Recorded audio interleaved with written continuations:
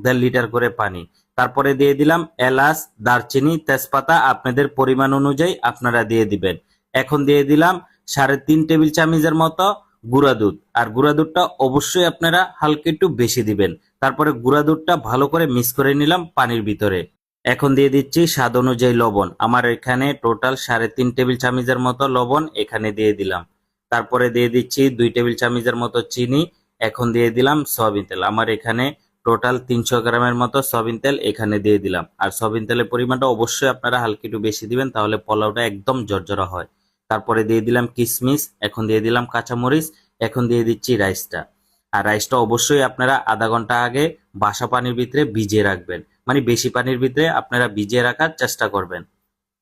তারপরে রাইসটা দেওয়ার পরে খুবই ভালো করে মিক্স করে নিচ্ছি। রেস্টুরেন্টে কিন্তু এই সাদা পোলাওটা আমরা প্রায় সময় তৈরি করে থাকি এবং খুবই খুবই সুঘ্রাণ চলে আসে। এবং আপনিও চাইলে এভাবে একবার ফলো করে এই সাদা পোলাওটা বাসায় তৈরি করে খেতে পারবেন। খুবই খুবই মজা হয়ে থাকে এই পোলাওটা।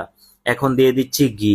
একদম মাখা মাখা যখন হয়ে যাবে তখন আপনারা অবশ্যই ঘি দিয়ে দিবেন, তাহলে ফ্লেভারটা আরো সুন্দর আসবে। আপনারা চাইলে হালকা একটু কেওড়া জলও দিতে পারেন, অথবা আপনারা স্কিপ করতে পারেন। এখন দিয়ে দিলাম পেঁয়াজ বেরেস্তা। পেঁয়াজ বেরেস্তা দিয়ে খুবই সুন্দর করে দম দিয়ে দিচ্ছি। 25 থেকে 30 মিনিটের মতো আমার পোলাওটা দম দিয়ে